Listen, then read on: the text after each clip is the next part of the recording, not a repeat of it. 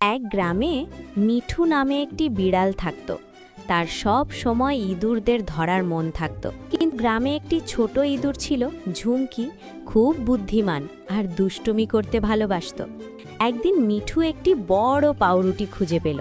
সে ভাবল, এইটা আমি খেয়ে নেব। কিন্তু ঝুমকি পাউরুটির ওপর লাফ দিয়ে বলল, এটা আমার, যদি তুমি খাও আমি তোমার নাকে জল ঢেলে দেব। মিঠু চমকে গেল। ঝুমকি দৌড়ে পাউরুটি অন্য জায়গায় নিয়ে গেল। মিঠু ধীরে ধীরে হাঁটতে লাগল, কিন্তু ঝুমকি তার চারপাশে লাফ দিয়ে চট করে পাউরুটি নিয়ে চলে গেল। শেষে মিঠু হেসে বলল, ঠিক আছে, তুমি জিতেছ, কিন্তু আমি আগামীবার আরও বুদ্ধি নিয়ে আসব। ঝুমকি হেসে বলল, ঠিক আছে মিঠু ভাই, আমরা প্রতিযোগিতা খেলব, কিন্তু বন্ধুত্বও হারাবো না।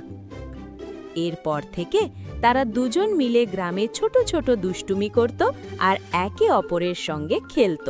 মিঠু বিড়াল একদিন ভাবল, ঝুমকিকে এবার চতুরভাবে ধরবে। ঝুমকি তার জন্য একটি ছোট পুতুল বিড়াল বানালো আর বলল, দেখো, এটা তোমার নকল বন্ধু। মিঠু ঝাঁপ দিল, কিন্তু হঠাৎ পুতুলটিতে লাফ দেওয়ার চেষ্টায় সে পিছলে পড়ল। ঝুমকি লাফ দিয়ে বলল, দেখলে মিঠু ভাই, বুদ্ধি আর দুষ্টুমি বড় জয়। মিঠু হাসতে হাসতে বলল, ঠিক আছে, এবার তুমি জিতেছ, কিন্তু আগামীবার আমি নতুন পরিকল্পনা বানাবো। এই গল্পের পর তারা প্রতিদিন নতুন নতুন দুষ্টুমি করত আর গ্রামের সবাই হেসে হাসত। হ্যালো বন্ধুরা, ভিডিওটা ভালো লাগলে লাইক আর সাবস্ক্রাইব করতে ভুলো না।